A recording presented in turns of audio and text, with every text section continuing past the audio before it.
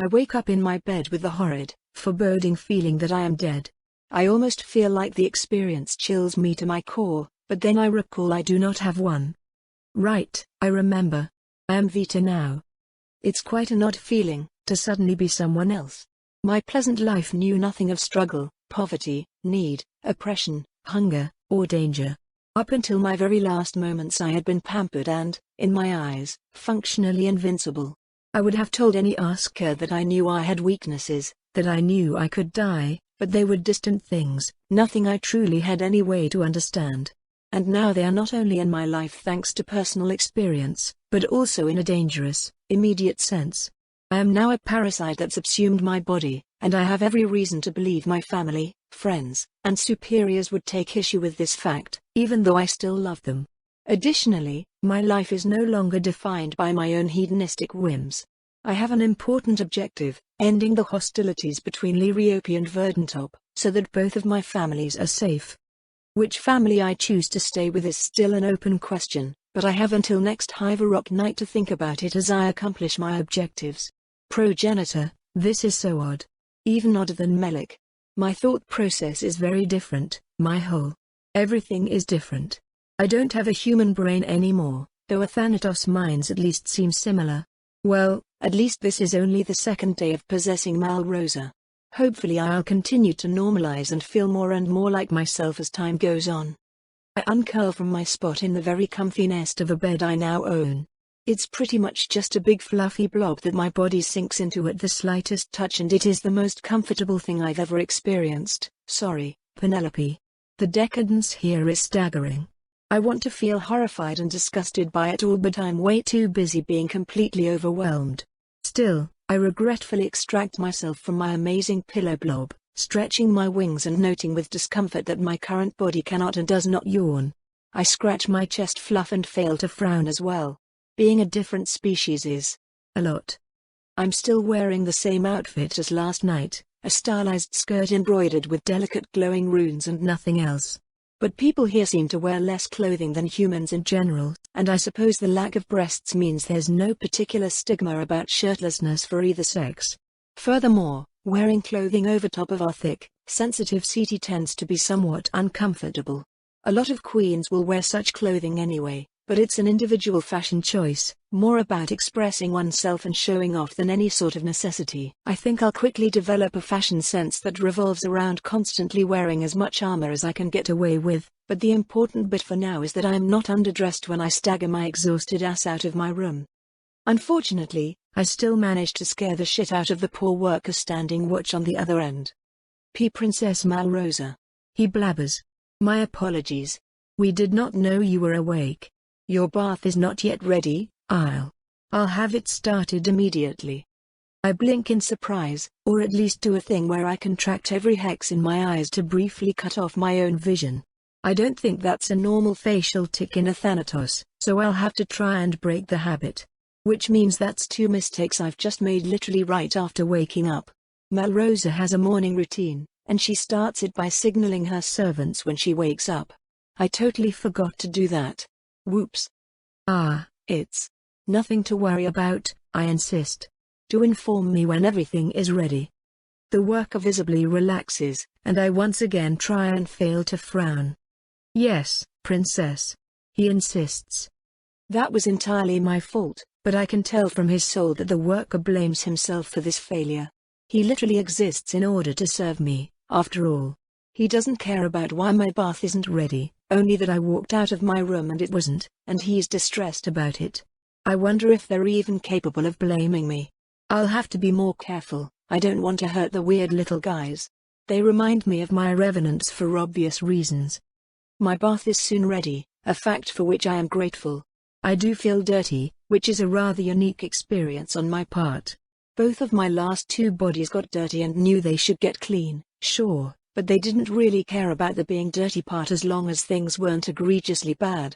Malrosa, meanwhile, feels itchy after only a day's worth of, well, I won't say sweat, since I don't do that anymore, but a day's worth of grime, I guess. It's very odd. I'm still looking forward to enjoying the bath, though. Somehow I doubt Melrose's life will ever stop surprising me with how many things she looks forward to. That used to be a pretty rare occurrence for me. Now it's hourly. I hug myself with all four arms. From Melrose's perspective, my life was kind of a horror show, huh? Of course, that's partially Hiverock's fault, so I shouldn't be too happy about my current situation. I'm led into my home's personal bath, all heated and ready for me. I stop and wait. This is, presumably, the part where I get undressed and bathe myself. The workers do not leave. The, male workers, do not leave the bath. Oh shit, I'm supposed to get in with them so they can wash me. This is 20 pounds of fuck that in a 10-pound sack, thank you very much. I'm not only supposed to get naked here, but I'm supposed to let people touch me while I'm naked? Nuh-uh, no way. I'm shaking at the thought of it. Fuck this. I'm no stranger to public bathing, it's 100% the norm in Vulca. But it's not only segregated by sexes, it's very firmly understood that nobody touches each other unless they're like a mom or dad washing their kid. Bathing is fine. Bathing with other people is fine. Bathing with people of the opposite sex is probably fine too. I just spent a month or so with a dick. But getting touched by someone while I'm bathing? No. 1,000 million times no. I think the worst part is how many memories I now have of liking it. I used to enjoy being pampered like this. It used to be one of my favorite things. And now it's ruined forever because my memory core has been replaced with a traumatized demigoddess who spent an entire decade of her life desperately trying not to get raped in the street. What the fuck is wrong with Vulca? Holy shit, I'm really starting to see why the Athanatos think of humans as savages. Jury's still out on whether mind control capital Liriope is a marvel or a horror, but at least we don't have to deal with that. Princess? One of the workers asks hesitantly. Is everything all right? I take a deep, calming breath. Your work, as always, is exemplary, I say slowly, but for reasons unrelated to it I believe I would like to bathe alone today. I'm afraid I'm still extremely stressed from the recent battle. I feel sympathy from them, not distress. Good. Of course, Princess, the worker says, and departs with the others. I allow myself an indulgent groan once I'm alone, and then I strip and get into the water. It's a weird experience all around. Between my fuzz-covered body and the way the breathing slits in my sides close up as they become submerged, it all serves to remind me how far from human I've become. The bath water is much shallower than the Vita side of me is used to, because I can't even get my shoulders wet without holding my breath. My huge, fuzzy wings quickly soak up water as well, and I soon feel like I'm 3 times heavier than I used to be. As I start going through the motions of repeatedly soaping, scrubbing, rinsing, and combing every single part of my damn body, I start to realize why Malrosa normally lets multiple other people work together to do it all for her. Oh well. I take probably 2 hours in the bath, so what? It gives me more time to think.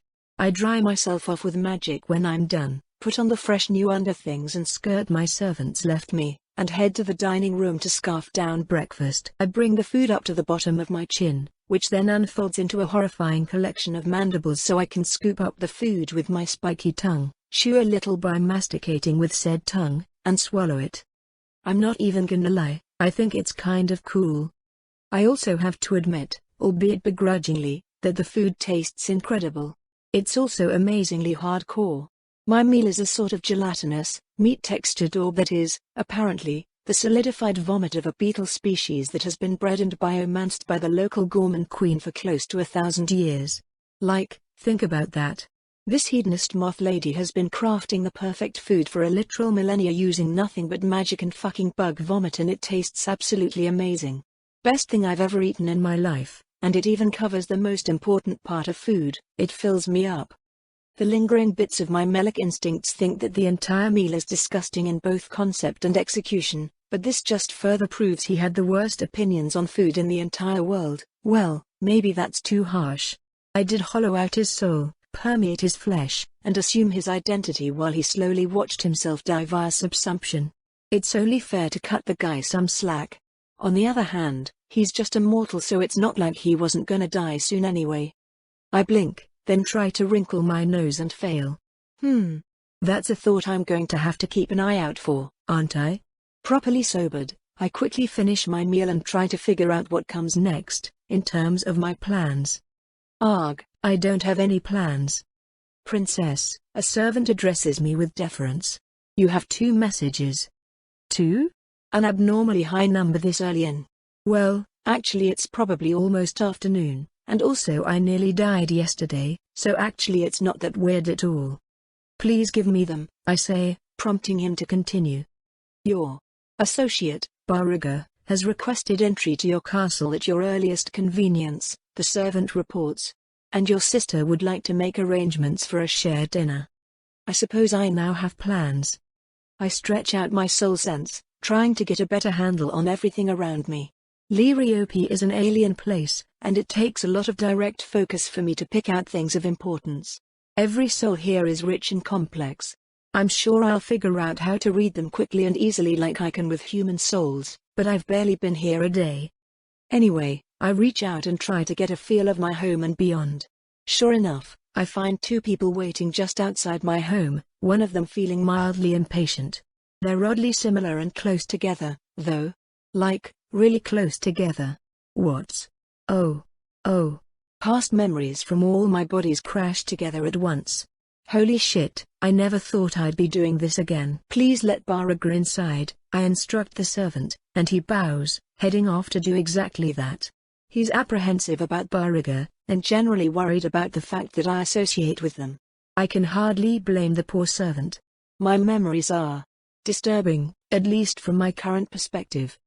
Soon enough, the servant escorts in what appears to be another worker, but the new worker body before me is little more than a shell. Its soul was constructed with the explicit purpose of not being a person, so that the real host of the body could survive with some bare semblance of ethics. Bariga, after all, is an aura. I would have no problem with this if he wasn't also my lover. Ever since I first started integrating with this body, I knew Malrosa has lovers. All Athanatos do. Our method of immortality involves getting pregnant, after all, and our servants are our own children. We design the souls of said children ourselves, while they're still in the womb, destroying the raw anima the one below all grants them and using it to craft something entirely our own. Our souls are completely artificially designed, meaning our species can't have talents the way mortals and fauna sometimes do. But the result is that we can create whatever sort of person we desire. As long as a queen has a given bit of knowledge, she can pass that knowledge to her children so that they know it from the moment they are born. Our engineers literally come out of the womb with a complete body of engineering information, not to mention language, law, and the basic capacity to take care of oneself.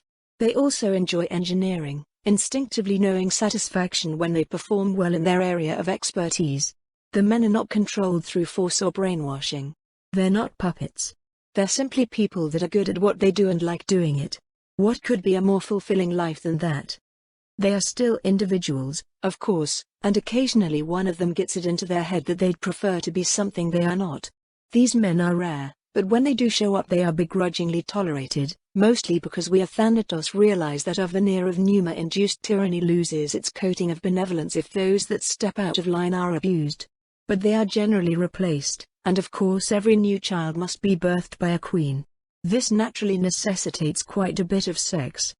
As a princess, I am not yet fully trained in the art of soul creation and resultantly I am not allowed to have sons. But our bodies tend to only remain in peak condition for 20 to 30 years, at which point they start to rapidly deteriorate and falter with age. This requires us to create new bodies, and we do so by having a daughter. We're able to choose the sex of our children, and replacing the daughter's soul with our own shortly before birth. Malrosa was 55 years old before I ate the bit of her that determines continuity of age, and she conceived a new body for herself on her 20th birthdays. I remember the experiences intimately. It was quite enjoyable at the time. Unfortunately, Vita continues to be a joyless parasitic wretch and I can no longer conjure a stronger emotion than disgust when recalling the experience. Anyway, Bariga was my partner both times, though they used different host bodies to prevent issues with inbreeding. And even though my current body has not yet had that particular birthday party yet, I've certainly put it through its paces, so to speak. The same internal system that allows us to regulate the sex of our children also allows Athanatos to simply choose not to get pregnant, and our bodies reach sexual maturity after less than 2 years of physiological growth. Thank the progenitor that we don't grow at the horribly slow rate that humans do.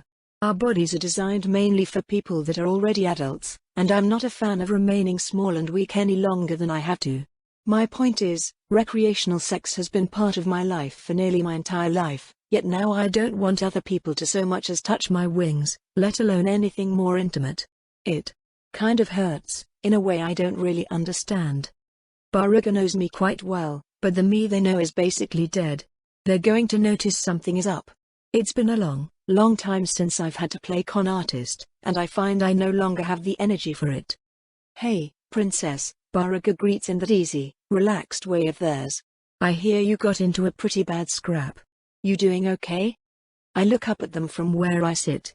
I suppose I could also say I look up at him, as the Nora tolerates whatever form of address is appropriate for their body, but I've known Baruga long enough to be aware they identify more as a translucent slime controlling a body than the body itself.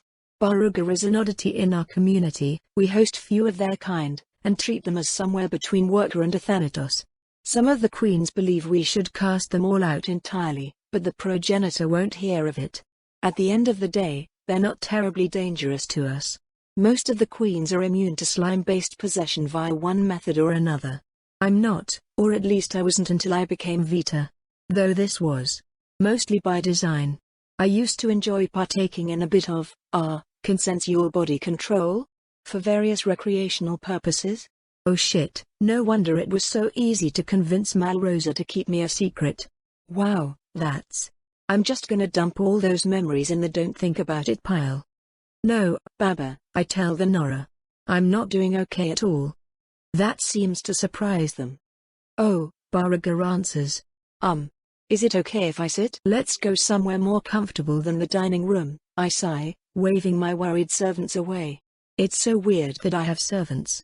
Like, yeah, I've had mine slaves before, but I usually let them do their own thing. Or at least give them a task that doesn't involve waiting on me hand and foot. Yeah, okay, I'm not really any better than the people of Liriope and I shouldn't even try to pretend otherwise. I lead them into my warded private room, which I immediately regret when they assume I've brought them here for sex. I give the Nara my best serious glare, though, and sit down at my desk rather than the bed. Pretending to be a perfectly normal Malrosa isn't going to happen, so I'll need to play up my memory loss instead. I got messed up pretty bad out there, Baba, I admit. One of the savages died casting a pneuma spell on me that destroyed my memory core. Oh holy shit, Mal, I'm sorry, Baruga says. So, you need me to give you your memories back? I blink before I can remember that's not a real Athanatos expression. What? I ask, dumbfounded. What do you? Oh duh, you're a Nora and you have my memories. Gah, why didn't I think of that? Baruga goes deathly still for a moment, a traumatic flash and deep fear cutting through their soul all at once. You had a big scare, they say like nothing's wrong. It's okay to forget things when you have little memory damage. So, shall I? I swallow. Yeah, I don't think I can let it slide. Worst case scenario, I'm certain I can beat them in a fight. Hold on, I insist. What's wrong? What did I say? They ask innocently. You just reacted badly to something I said, I press. Don't think I can't read you, we know each other better than that. Baruga regards me motionlessly for a moment before leaning forward in his seat. Where the fuck did you hear the name Nora? They ask. Huh? Is that not? Oh holy shit, that's not what we call them. Malrosa has no memory of calling them Nora, they're just referred to as clear ones. Damn it. What does it matter? I protest. I probably read it in a book somewhere. Well, destroy that book, Baruga growls at me. It's both dangerous and inaccurate. But why? I ask. What does Nora mean? I thought it was just another name for your species. They glower at me for a while, then shift their weight. It's part of a name for our species, Baruga clarifies. Our true name. Only we're supposed to know it. But since you've already heard it, we are the children of Nora. I suggest you never repeat those words again. Okay. That's very strange. None of the Nora, or clear ones, I guess, from Verdantop had any negative reaction or even idea of what Nora meant. It just got into our records somehow. But children of Nara actually makes sense. Nara isn't a word in either of the languages I now speak, but it certainly sounds like a name. I have a lot of questions, I admit. Yeah, well, not as many as I do, Baraga counters. You're acting very weird. You wouldn't mind just letting me in on it, would you? They holds out their hand, the offer to possess my body clear.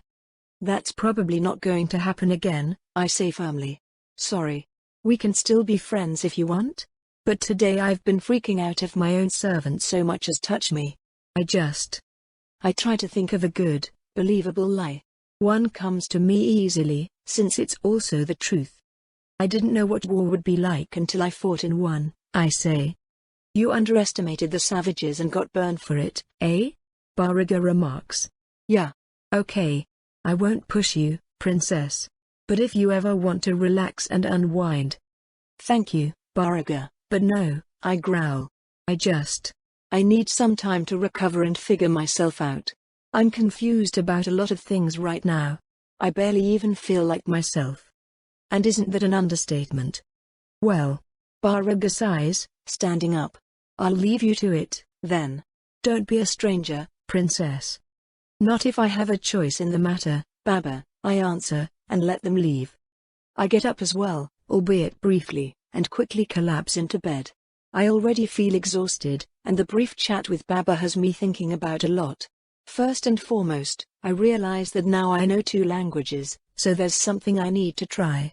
I close my eyes and let my focus drift into the deepest parts of my soul, freeing my attention from my flesh and my brain. I am, at least for now, no longer Malrosa. I am simply power, and mana, and Vita. And I have someone I'd like to ask a question. I use a single point of mana to poke at the blackness next to me. Once again it stirs, a slight fear and aggression to it that quickly subsides when it acknowledges me. I send it a greeting, which it reciprocates. Then, I write out something in a Thanatos script. Can you read this? Excitement. Recognition. Joy. Yes, my elder in power responds. Oh, holy shit. I send excitement of my own, apprehension, and a little bit of disbelief. I have a lot of questions, if that's okay. Amusement. Agreement. Ask away. I have plenty of my own. I must admit, the black mana writes to me, I'm particularly surprised that you even exist. I'm quite sure you weren't self-aware just a few decades ago. I squirm with embarrassment, though I'm not sure why that should be embarrassing. I guess I wasn't, I admit. But I still existed, right? Just as like a mindless mass. Precisely, the black mana responds. It's lovely to have a friendly neighbor again after so long. Friendly neighbor. I like that. I definitely want to remain friendly with the black mana, and not just because I could be completely annihilated by them the moment they decide it's worth the effort. I take it you've had some unfriendly neighbors then? I prompt. Annoyance. Fear. Let's just say our Big Brother Yellow is a rather poor host. Big Brother Yellow? Only one entity I can think of to fit that bill. You mean the one below all? I ask. Joy. Interest. Apprehension. Ah, so we even live on the same world. Black writes happily, forming their mana into a vague image of the Mistwatcher. Yes, they are one and the same. I am, unfortunately, adjacent to our yellow elder on this side of things, and I suspect I will not survive for long if it finds out I'm self-aware. To avoid bringing any attention to me, would you? I can tell from the emotions they're sending that there's an implied or else. Which is fair. I'd also threaten someone if I thought they might sell me out to an eldritch monstrosity. No worries here, I reassure the black mana. Misty and I aren't on the best of terms. Last time he spotted me on a corporeal side he tried to kill me. I don't want his attention any more than you do. Wonderful news, they respond. Any ally against that thing is welcome, but I don't often get an ally that matters as much as you do. I must say, I'm quite curious as to your origins. Well, that makes 2 of us, I answer, deflecting a bit because I'm not quite sure I want to be giving out my personal information here. What are we, exactly? Like, we're mana, right? Conscious mana. Extra-universal conscious mana, yes, they confirm. I don't have all the answers, but I have some solid theories if you'd like to hear them. Absolutely, I answer. Well, we exist in two different universes simultaneously, the Black Mana explains. That much is obvious. What's not so obvious is which bits of us originally came from which universe. It isn't? I ask. There's nothing here but mana. So the mana comes from this universe, everything else comes from the other universe. I have my doubts on that, they muse. I personally suspect anima originally comes from this universe as well. The substance souls are made of is our food source. It is how we grow. How could we even exist if it didn't come from here as well? Wait, I interrupt them. Eating souls grows my soul back in the other world, but it doesn't seem to do anything here in the mana ocean. Ooh, mana ocean, I like that. I'm stealing it. But also, you're silly and wrong. Haven't you ever pulled anima onto this side? Huh? I pull off one of my soul shards and, rather than swallowing it how I usually do for souls, I try to pull it through my mana tunnel like I do with metal. And it works. It gets all the way through the tunnel and, instinctively, I tear it apart, converting it into a comically tiny amount of mana. Huh? I guess I can do that, I admit. It doesn't really seem worth it, though. You're not thinking exponentially, sweetie. You are large enough to power an entire world for countless years. Of course 1 soul is nothing. 1 million souls is nothing. But 1 billion? 1 trillion? More? That is when we start to grow. I signal discomfort, but also understanding. That's what your Vrathitso are, I conclude. An exponentially growing soul-devouring service. Exactly. The Black Mana confirms, signaling happiness. Marvelous little creations, aren't they? I've tried so many different ways to accelerate my growth, but the Black Maw have been the most successful by far. Lovely little things. I'm gonna have to disagree with you on that, I admit. They've sort of been fucking up my island. Is there any way you could get them to stop killing everything? I'm taking a risk with that question, but I have to ask. There's too much to gain from it. I don't want to make them mad, but if they're the source of all Vrathitso, they're responsible for all the awful things they're doing to Verdantop. Though both thankfully and worryingly, they signal amusement rather than anger. You've already conquered an island for yourself, Little Blue? I'm impressed. Sadly, I have no direct control over my hungry little mouths, but likewise it doesn't hurt me at all if they are slain. Feel free to remove them from your territory. Well, turns out the creator of the Vrathitso doesn't really have much respect for sentient life. Who could have guessed? At least we're neither better nor worse off than we were before. Still, wow. Vrathitso are a bioweapon, but they're not just a bioweapon. They're remote mouths for Black's otherworldly stomach, ones that are detached enough from them to be entirely disposable. My neighbor here doesn't even have to do anything to get more powerful, it just happens over time as the Vrathitso do all the work. It's terrifyingly efficient, and despite how awful it is I can't help but feel a little jealous. I think they pick up on that, as they once again project amusement. You are young and small, Little Blue, they tell me. Your strategies will evolve as you do, and you will eventually find yourself unburdened enough to seek strength this way. Your mortal ties are not weaknesses, but they will fade with time. The game of the gods consumes all by its very nature. Brief, small things can be beautiful, but if you don't get caught by our elder brother you'll find that, over time, they eventually become repetitive. I mentally scowl. I didn't exactly ask for personal advice, and I make my annoyance clear.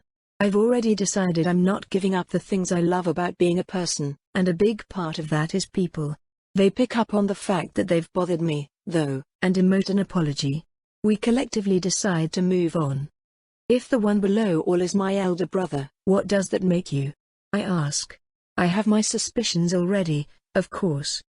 Your elder sister, naturally, the Black Mana responds. You may call me Nora. Called it. Shit, she's quite the bioweapons manufacturer. So you created those mind control slimes as well, then? Surprise. Delight. I did indeed. My elder sister confirms. They were some of my earlier experiments into feeding myself. They're a resounding failure by today's standards, but back when I originally created them I was quite proud. They were a more ethical solution to the problem of soul consumption. Oh good. Mind control slimes are Nora's idea of ethical. That's not a giant red flag, no Siri. I can't help but project raw indignance, which Nora seems to find delightful. I'm serious, she insists. My gooey little children rapidly copy the soul of the host. As such, they can be used to repeatedly farm a particularly valuable soul without harming the original. They torture the original with horrifying body control powers. I protest. Plus, the slimes themselves become people, and you're still killing them. Well, true, but I also made them inherently evil. So killing a clear one only kills bad people, which is good. I roil in disbelief for a bit. That sounds phenomenally stupid. It also kind of sounds like something I would say. I'm not entirely sure how to respond. You aren't serious, are you? I ask desperately. I'm mostly joking, Nora laughs. I mean, the clear ones are evil, mainly because they all have an instinctive desire to maintain control over their host even to the host's detriment, but that was mostly installed so I could also use them for espionage. The espionage bits were actually an afterthought, if you can believe it, but they ended up much better at that than as sustenance. Happy little accidents, you know? Not really, I admit. I haven't exactly gotten into the habit of making entire species. Well, Nora dismisses. To each their own. And on that note, I'd love to know how best to refer to you, little sibling. I hesitate. Nora is obviously dangerous, and I'm not really sure if she's on my side or not. Unfortunately, she picks up on my apprehension. If I wanted to harm you, little one, I would not need to know the identity of your flesh to do it, she reminds me. But I do not intend to do anything of the sort. At worst you are an enemy of my enemy. At best, you are one of the only people that can truly become a longtime friend. Besides, I'm not in the habit of killing children. Except that she is, because of Rithitso. But I guess there's no need to point that out. Honestly, that last bit might have been another joke. My name is Vita, I tell her. And little sibling is fine, I guess. Or sister. I'm usually female, at least. She vibrates with delight. The joys of lichdom, yes? It's certainly an experience, I answer non-committally. Well Vita, it's lovely to meet you, Nora writes. Our kind are few and far between, and Big Brother is not exactly a conversationalist. I'm glad my existence could be a pleasant surprise for you, I remark. Me too. Nora agrees. Now then, a good while ago I believe I was talking about my theory of what we are. Right, we got sidetracked. Do tell. Gladly. Now, what all do you know about our world? As in this world, our original world, the one we're talking in right now. Not a lot, I admit. There doesn't seem to be anything here but us. Counting the mindless ones, I mean. That's about everything there is to know, actually. I've used remote viewing spells to try to chart out our universe, but there's nothing. Everything in this dimension seems to be a little multicolored ball of mostly inert mana, and then nothingness. Void. Not even air exists, just emptiness. Wow, I comment. Our world kind of sucks. It's quite terrible. Nora agrees. But that's where my theory comes in. I think this place used to be far more than mana and void. I think there were worlds here, possibly even civilizations, though possibly not. So what happened? I prompt obediently, since I can tell she's pausing for effect. We did, she writes slowly. We consumed it all. We lived in an incomprehensibly large world of anima, and we ate it because we are nothing but gluttony and power. Our universe is dead and we are the only survivors of our own mindless voraciousness. I hesitate. On one hand, that seems like kind of a stretch. It's all conjecture, and we both know that. None of us have memories of what we were before we were conscious, by definition. But it also feels horribly right. When I pulled that chunk of soul into my ocean just now, I didn't even think before ripping it apart and making it into more of me.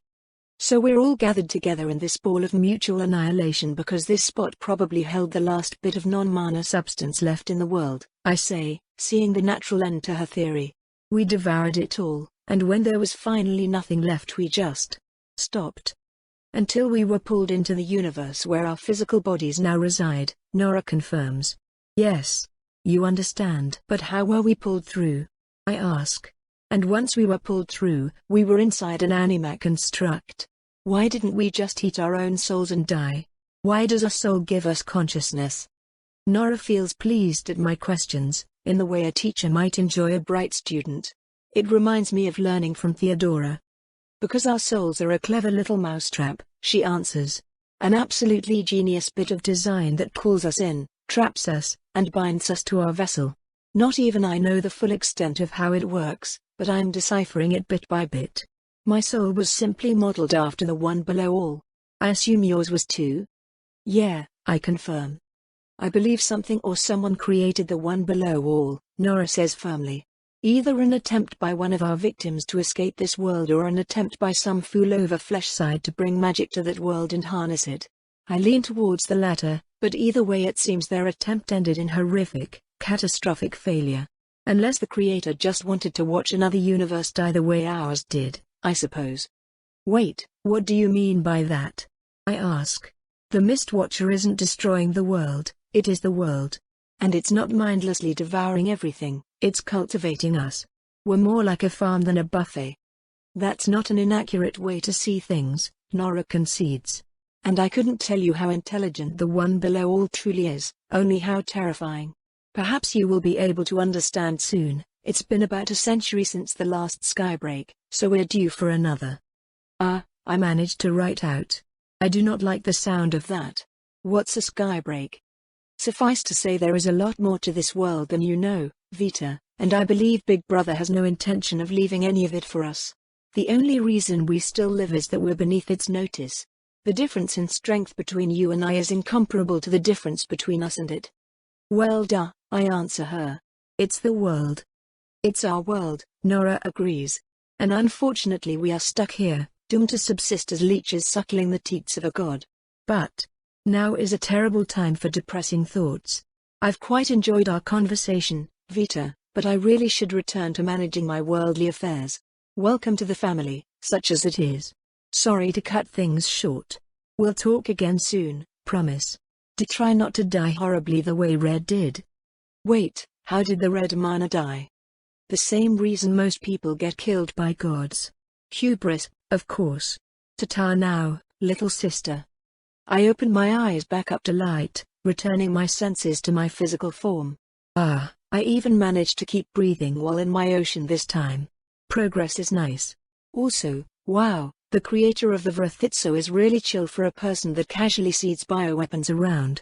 And she considers me family, I guess? She feels more like an eccentric aunt than a sister, but whatever. That's a thought I can have context for now. Man, it's weird not being an orphan. Speaking of sisters, though, I believe I have an appointment with Talanika. Sure enough, I glance over to my wall and see one of the runes glowing red, which indicates a servant has requested my presence at my earliest convenience. I get up with a sigh and exit my privacy room, finding one of the men waiting just outside. Yes? I prompt. We have multiple outfits ready for your perusal, my servant reports. Are any of them armor? I ask. That surprises him. No. The man answers hesitantly. I'd like to wear armor to the outing, I say. What options do we have? Your war armor isn't here, of course, the servant stutters with surprise. But we have a few ceremonial sets. The most functional one, please, I declare, and he scurries off to go fetch it. I head to the changing room, where I know they'll eventually bring my choice of outfit.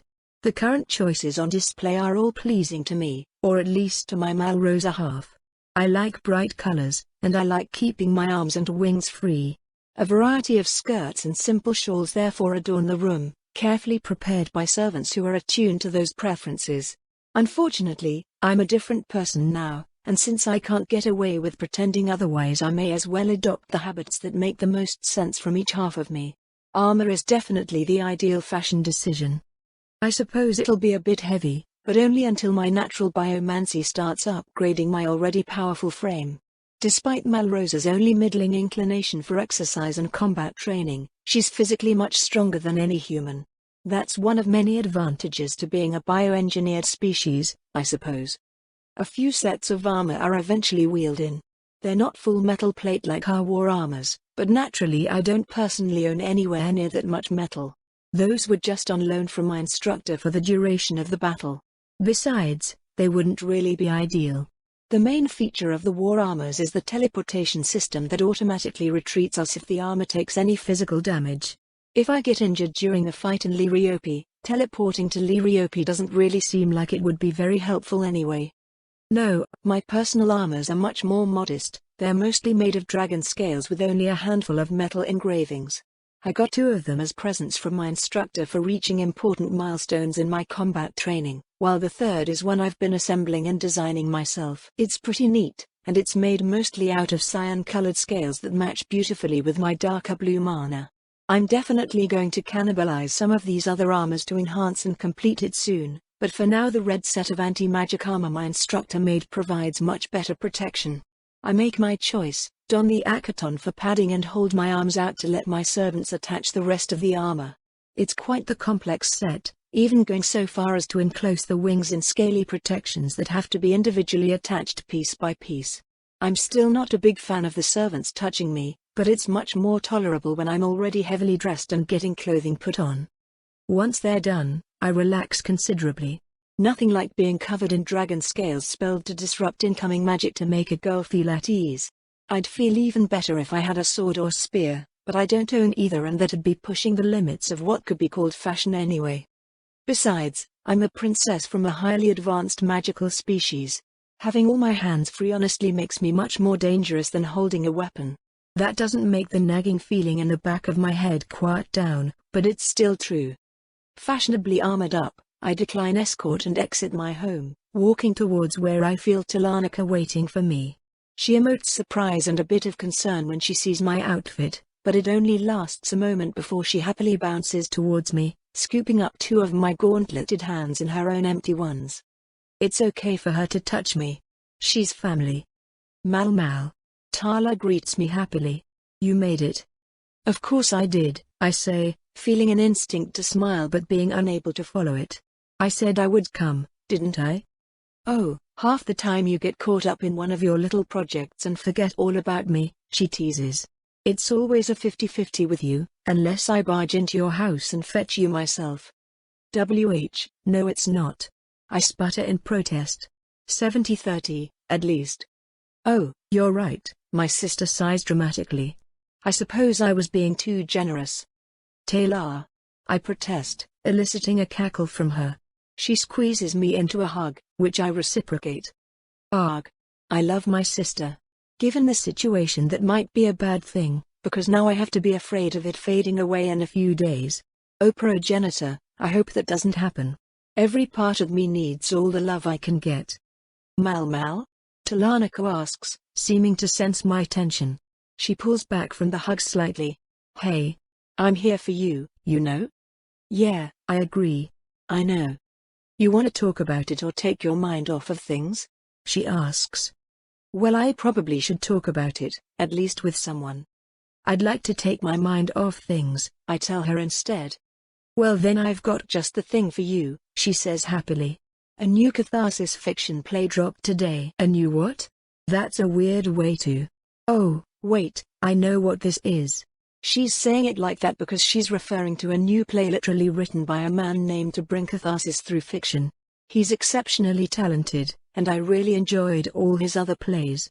A new one coming out is pretty much the perfect surprise, and I suspect Tala might have pushed him to release it today for my sake. I'd be worried that would hurt the quality of the play by denying the actors the time to practice, but catharsis fiction is a very intelligent man. He almost certainly expected something like this to happen due to one queen or another. Thank you, Tala, I say. That sounds wonderful. My reaction must be quite a bit more tepid than she expected, because it once again worries her. She gives me one more squeeze and then starts dragging me towards the theater, a smile in her eyes. There will likely be other queens at the theater, and while it's unlikely any of them are going to look deep into my soul, I still squeeze myself into my mana tunnel, just in case. It's so uncomfortable in here, and when I'm completely hidden I can barely sense other souls at all. It's like it used to be, back when I first awakened to my power. It's awful, but I guess it's better than being discovered. We file into the theater and easily find premium stall seats, since they're reserved for a Thanatos anyway.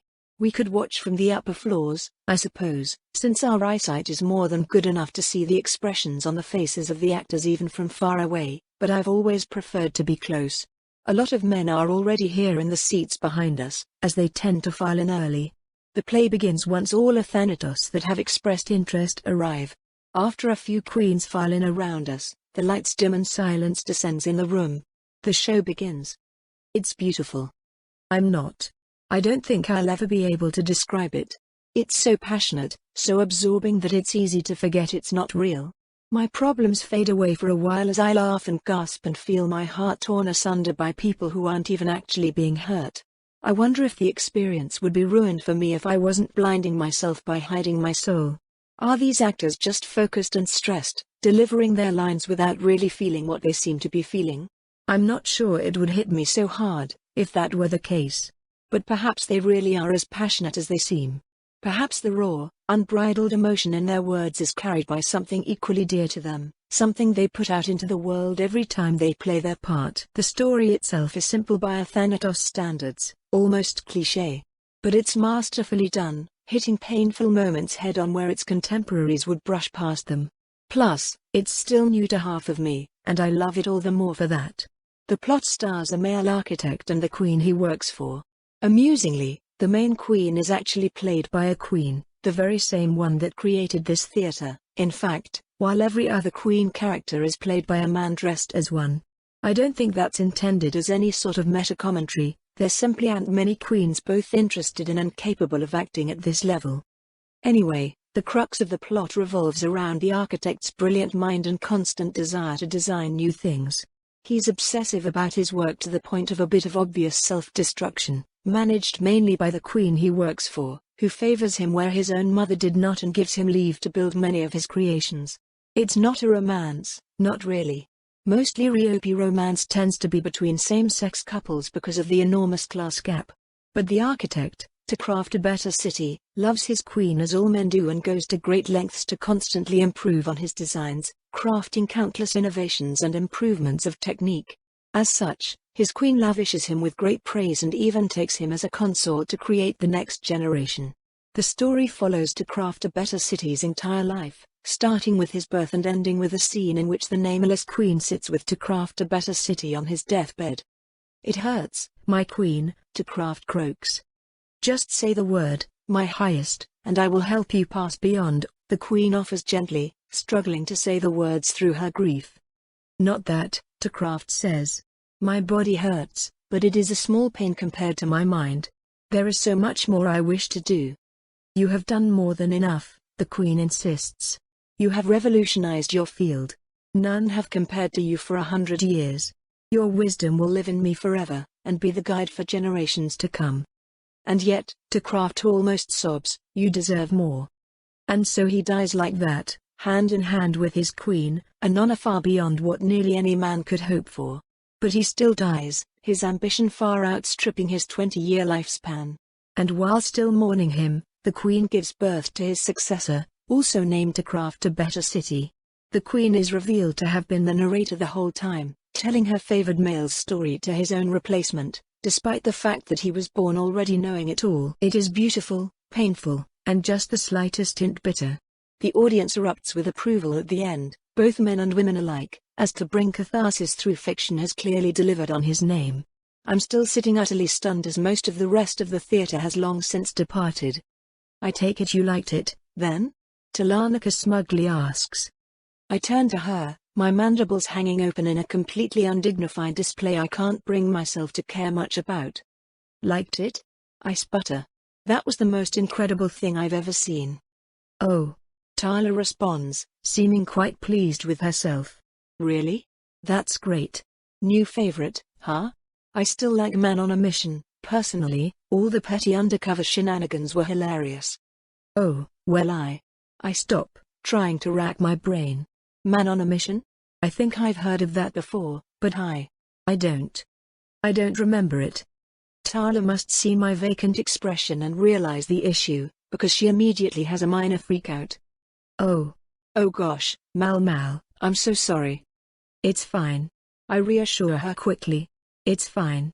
Tyler, don't worry about it. I I mean, now I can just see it for the first time again, right? We'll see if we can get it on the play schedule, it'll be fun.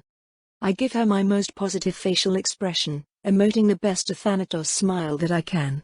She brought me all the way out here to make me feel better, and she succeeded, and I'm not going to let the fact that I lost most of my memories and had them replaced with a horrifying parasite that's twisting my mind into someone completely different ruin that for her.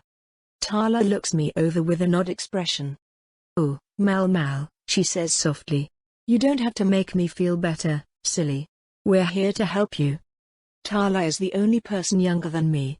Or, I mean, the only Thanatos younger than me in the city. Or I guess she used to be. As the bigger sister, I wanted to set a good example. Maybe I didn't always, but I don't think I did a bad job. We're close. Closer than I ever was to my human family, except for Lynn and maybe Rowan. I barely cared about my siblings until one of them died, but that's when I knew what my purpose was in the family. I'm really bad at dealing with people, sure. But there were things I was good at. Things I could contribute even if I wasn't sure I could care about my family the way I was supposed to. It's my job to protect my family, I tell her firmly. Not the other way around. There's a pause as she gives me another searching look. "Is that what all this is?" she asks, motioning to my armor. "Do you somehow think you failed me?" "No," I say immediately. "I mean, maybe. I don't know. It's complicated." "Sis, I'm always going to be here for you," Talanika says. "Literally. We are going to be family forever. So don't you dare think I won't be helping you just as much as you help me. Don't think I won't be protecting you as much as you protect me. I love you, Mal. I won't hear of it." I stare at her helplessly. She's right, isn't she? She's not one of a ragtag group of helpless orphan kids that are all one bad day away from bleeding out in a gutter. Talanika might be weak by Thanatos standards, but she's still stronger than nearly everyone on Verdantop. And if I'm being honest, my human family isn't weak anymore either. They managed without me for years. They're more than just a responsibility that I fulfill to make myself feel better about all the ways I'm a terrible sister to them. They're competent people. They can help if I just ask for it. And Tala can too. I want to tell her. I want to tell her so badly. But will she even think of me as her sister anymore? Am I even her sister anymore? "Sorry, Tala," I apologize quietly. "You're right." "Darn right I'm right," she huffs, crossing half of her arms. "Now then. I believe I also promised you dinner, and we'd better get cracking if we wanna get there before all the old ladies clog the place up." "Yeah, I agree," standing up. "Thanks, big sister." She beams at that. "You're very welcome, little sister." She cackles. "Ooh, I should make my next body taller than you. And you can make your next body extra short. It'll be super cute." I resist the urge to shudder. Yeah, I'm feeling a big no on the whole giving birth to myself thing. That's just a bit too far outside my comfort zone. I should probably swap out of this body before then. I freeze at that. Oh, no. I don't want to swap out of this body. I'm already dreading the idea. Shit.